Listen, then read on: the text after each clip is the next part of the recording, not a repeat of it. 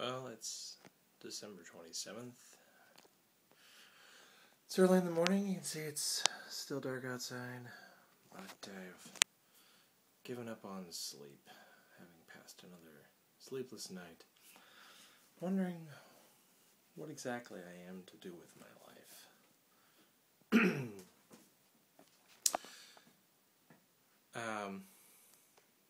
Back in June, I was walking home from a bar, so I've been drinking.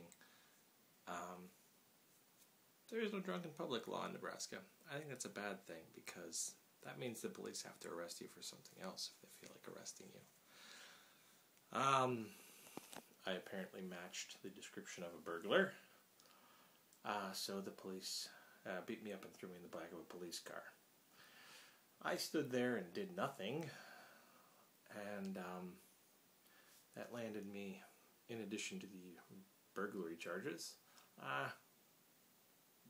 failure to comply and resisting arrest. Apparently doing nothing is resisting arrest in the state of Nebraska. I got a lawyer, and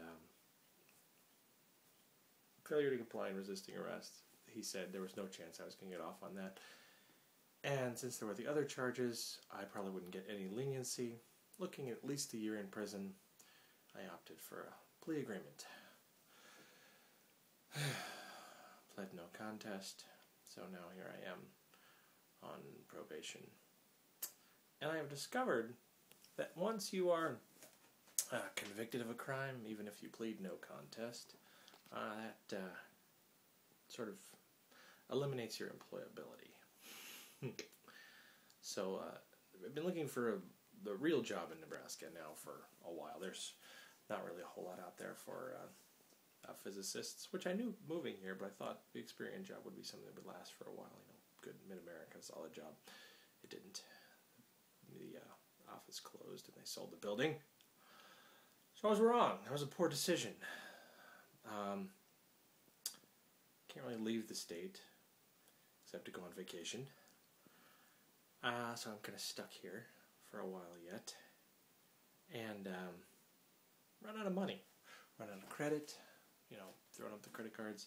So I've been going out and trying to find just anything. Maybe to just hold off the inevitable bankruptcy for a little while longer. And I've discovered that I can't even get a job as a cashier or repairing cars or putting things in boxes in a factory because I am a convicted criminal.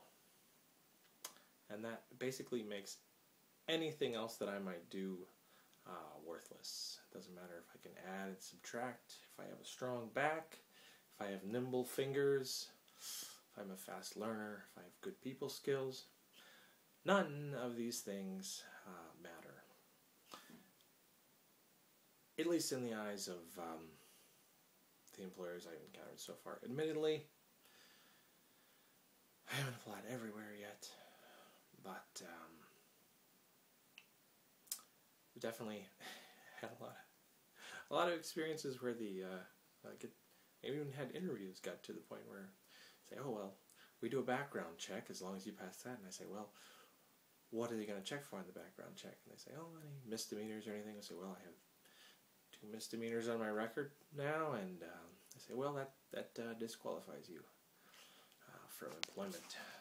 So I'm sort of left wondering if I can't honestly get employment and I need to support my family,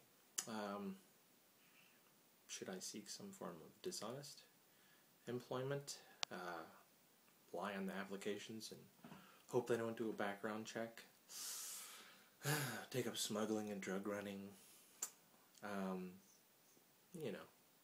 any number of other things that one could do, that wouldn't be amoral per se, just, I guess lying is amoral.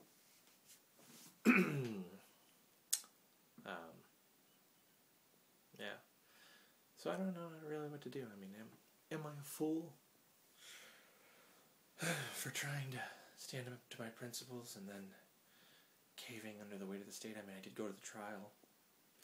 You know, I did show up and agree to the plea bargain.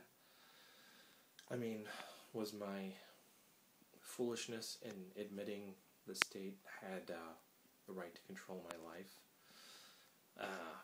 by any standards it so desires, perhaps. Perhaps I should have resisted at that point, not showed up at the trial. You know, showed the same sort of fortitude that I showed when accosted by police officers on the side of the road and not submitting my will to their demands. But not submitting my will to the demands of the police officers was what landed me in court, in the bad position of not having submitted my will to their demands. And then I submitted my will to the demands of the court, and I've been attending ridiculous re-indoctrination sessions where I get told about how bad of a person I am.